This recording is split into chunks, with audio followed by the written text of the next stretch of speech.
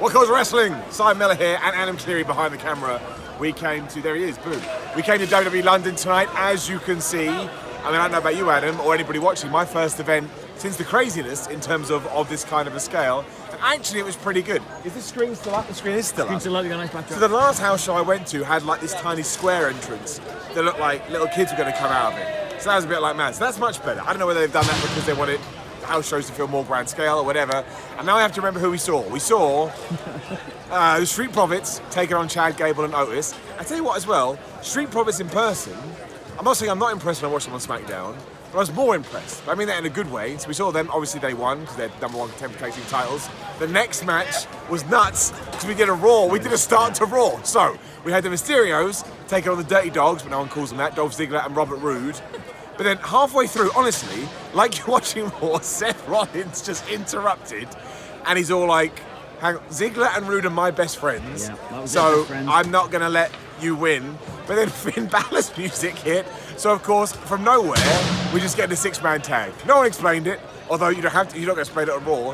You don't have to explain it here. Adam, you're going to say something? Well, yeah, because Finn Balor came out and he was like, the Mysterios are my best friends, that's right. I mean, you were sat there and were like, oh, that's awesome because we're best friends. Yeah, and it was like such a nice little, it was nice. So they had the best friends moment. times. Obviously, we saw a triple 619. I was like, oh, it's so exciting. And the good guys won. And then before the interval, it was, I can't remember who it was. So much fun I had, you see. Who do you remember who it was? Before the interval? Who was the last match before the interval? Oh, good. Drew McIntyre versus the last Jinder match Mahal before the interval in a London street fight. And to be fair, we saw kendo sticks, we saw chairs, and when the crowd, and I'm sure they had this in the back of their heads, were chanting, "We want tables," we got tables. We got a powerbomb, we got a Claymore kick, 1, 2, 3, and that was that. Then obviously we went to the interview. We come back for the interview. We had Happy Corbin versus Kevin Owens. That was really good. Then we had Shinsuke Nakamura versus Apollo Crews, also very, very good. And then we finished with Becky Lynch versus Bianca Belair, which was kind of weird because they clearly want you to boo Becky Lynch. There's a bunch of kids here who don't want to boo Becky Lynch, and they all got very, very perturbed about what was going on. It was actually an awesome match and does get me very excited about Extreme Rules. It's a good house show. Adam, I feel like... I'm gonna cut to the footage where you predicted what you thought the finish was going to be. It went like this. See what you just said to me. All right, main event. Becky Lynch, Bianca Belair. We're going to go 10 minutes, and Becky Lynch is going to win with the most devastating move in the sports entertainment and surprise roller. Prediction. Done. Do it, Becky. Oh, so close. So close.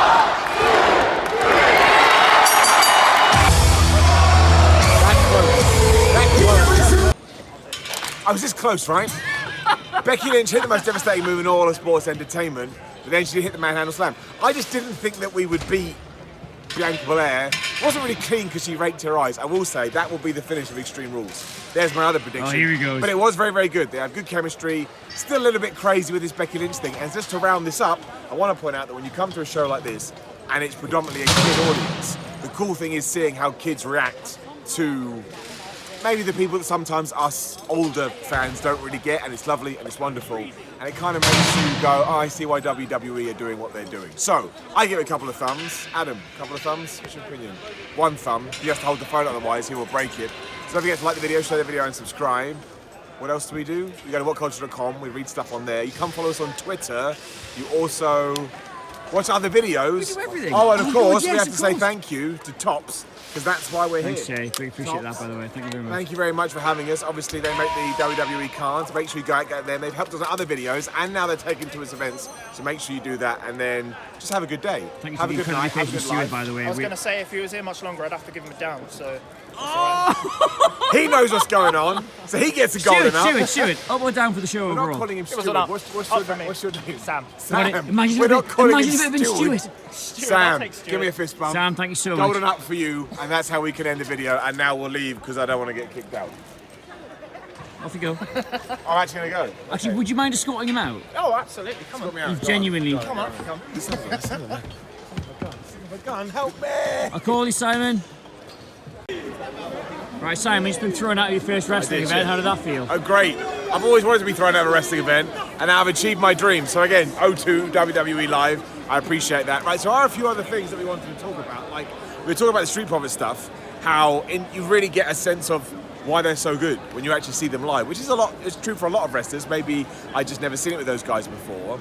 But talking about the kid stuff that we were talking about, Finn Balor is crazy over. He's so popular, it is ridiculous. There was actually some guy with us who was like, I was kind of surprised. I was like, are you crazy, my friend?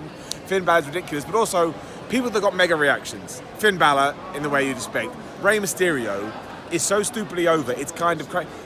Why the hell they're going to break up Dominic and Rey Mysterio, I don't know. And I get it, you've got to tell stories, but it seems a little bit early as far as I'm concerned. Seth Rollins too. When Seth Rollins' music hit, even though we know we're meant to boo, we're meant to jeer, we're meant to hate him, he came across where he is in the tier, right? He's a big dude. He's a big deal. You can tell he's a big deal, right? And he holds himself like a big deal, so I thought that was really cool. And it was a fun match. And for the people that enjoy knowing about the ins and outs of professional wrestling, those 6 guys, so we're talking about Rey Mysterio, Dominic Mysterio, Finn Balor, Seth Rollins, and the Dirty Dogs. They did everything, but they did nothing. Because they're smart wrestlers and they knew who they were working towards, and I personally thought that was really, really cool to see. I love examples like that. And once again, I've forgotten the next match. No, I haven't. Drew McIntyre versus Jinder Mahal. Drew McIntyre is just... There's been rumours recently, maybe he's going to go SmackDown, maybe they're going to turn him heel. I don't believe that at all. But he's got that Seth Rollins things about him. He comes out and everyone was like, oh my gosh, it's Drew McIntyre. And I think that probably has happened, obviously because we're in Britain, we're in London, so on and so forth, but also that 2020 that he had, when he became the WWE champion. It's worked. It has worked. And I think really he also talked about the fact that maybe, just maybe, he is going to bring a UK pay-per-view to the UK. I should forgot that I ran a WWE pay-per-view to the UK because of course it's 30 years since SummerSlam when they were over here again. And he said it's going to be the last thing he ever did. So Drew McIntyre is going to die. Wait. If it's the last thing he ever does. That doesn't mean he's going to do it and then top himself. Well, it may be the last thing he does before he passes on. Let's hope that doesn't happen. But hey, he was really passionate about it. I already mentioned how there's every chance he did just listen to the fans. And he knew there was a table under the ring. That's probably not true. But, you know, we'll go with it. We'll go with it all the same. And otherwise, yes, just a really, really well put together show.